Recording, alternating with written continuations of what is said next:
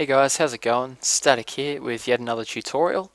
Today what I'm going to be showing you how to build is what we see in front of us here. Now this is what I call SAGE, which stands for Static Sand and Gravel Engine, which does pretty much what it sounds like. It's a system for generating a large amount of sand and gravel in a very short amount of time with very little effort. And so I'll give you a quick demonstration. All we need to do is hold down right click on this lever.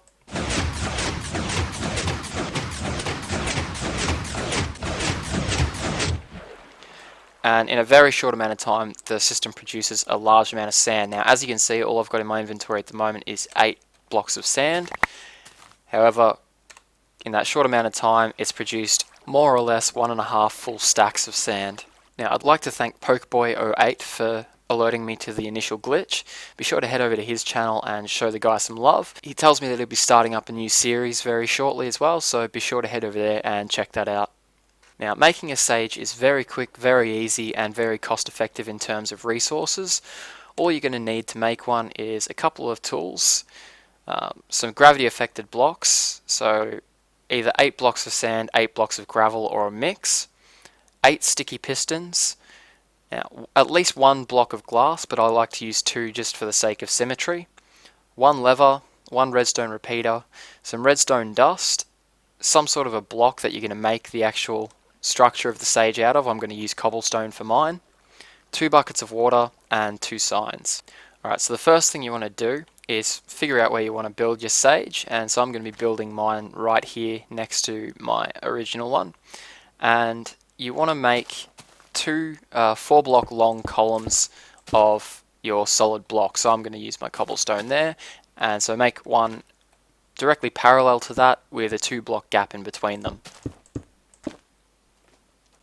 Now the next thing we're going to do, just to save ourselves some trouble later on, is dig our channel for the redstone wiring. Now the channel is going to be 2 blocks deep, and it's going to go directly underneath the farm. It's also going to be 6 blocks long with the extra blocks on either side of these cobblestone channels. So I'm going to start digging mine here. Now you want to place your channel on the same side of the SAGE as you're going to have your lever. So I'm going to have my lever on the left hand side here, so I've dug my channel on the left hand side here. If you're going to dig it on the put your lever on the right hand side, you dig your channel there. Now after digging our 2 block deep channel, you also want to dig out this block right here in front of your cobblestone row, and then 1 block further in this direction, but only 1 block deep. Alright, now that we've done that, we're going to place our pistons. And so how we're going to do this is you want to stand on one of your solid block rows and jump stack up 4 blocks, like so, and then dig out the 3 blocks underneath the top block. Now with those blocks dug out, you can place your piston on the bottom of that block and then extend the row out 3 more pistons. And then do the exact same thing for the opposing row. Once your pistons are in place, you want to quickly chuck down your gravity affected blocks, and so you want to place one of those directly underneath each piston. And so now what's going to happen is when we activate and deactivate that lever on the front of the farm, it's going to cause these pistons to reach down, grab the sand blocks or gravel blocks, and pull them back up. However, the gravity affected blocks are going to come unstuck from the pistons and fall back down. And this repeated motion of picking the sand or gravel up and dropping it down is going to cause the gravity affected block to break. However, the block glitches out and it'll both stay stuck to the piston and break out into the channel, duplicating the blocks. However, the direction that the little item block goes tends to be a little bit random, and so you can get those flying off this way or out to the sides. So you want to encase your gravity affected blocks. Now you might be tempted to do this out of glass so that you can see what type of block you're going to be duplicating. However, I have tried this and the blocks tend to get stuck inside the glass, and so you lose about half of your produced items. So as tempting as it may be, guys, use a solid block. Alright, so now that that's done, we're going to quickly run our redstone wiring and place our lever.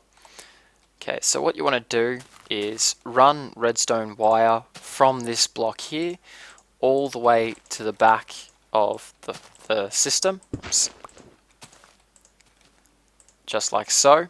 However, the redstone wire is going to end up being quite long, so we're going to need to place a repeater in this channel here. So I'd be placing it here, but you can place it pretty much wherever you want. Okay, so once that's in place, we can chuck a stone block here and put our lever on the front.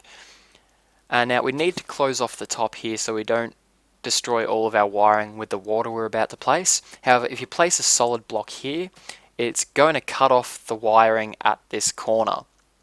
And so flipping this lever is only going to power this top piece of redstone, not the whole wire. Now you might be tempted to place the redstone on top and place a torch on the side. However, I've experimented with placing torches throughout this design, and it seems that placing torches causes the system not to work. First, it adds some weird delay in, and the timing is very specific.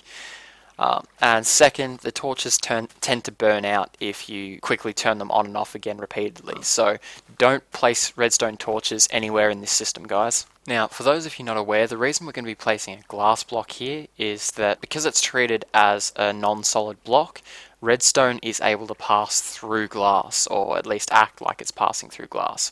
So we're going to place one glass block here, and then for the sake of symmetry, I'm going to place one here as well. So with those in place, we're now able to cover up our redstone wiring. However, keep in mind not to place a solid block here, otherwise we'll have the same issue as we were going to have over there. So what I would suggest is place a dirt block here, and then place a cobblestone wall at the back there to hold in the water that we're about to place. Now you also want to make this too high, just so that we don't have the sand or gravel blocks flying out the back of the machine as well. Next, you want to make a little bit of a staircase from the bottom here up to the top of our farm here. This is going to be to run our redstone wiring up, and place some cobblestone blocks or whatever material you're using between each of the pistons. And this is where we're going to be placing our wiring. So once you've got that in place, you want to run the wiring up to the top and between all of the pistons, just like that. And now again, just for the sake of symmetry, I like to place a cobblestone block here. Although it's not symmetrical from the back, it will look like it is from the front, as you can see, and one block here. Now all that there's left to do is to place our signs just on the front of the farm above the glass blocks. Now what that's going to do is it's going to stop the water from flowing all the way out and flooding us out the front here, knocking off this lever, so on and so forth. But the water blocks we're going to place up the back here, and these are going to move all of the items that we create up to the front of the farm here, so it's easy for us to collect. And with that done, our sage is finished. All you have to do, as I've mentioned, is hold down right click on the lever here, and you'll produce mass amounts of sand or gravel.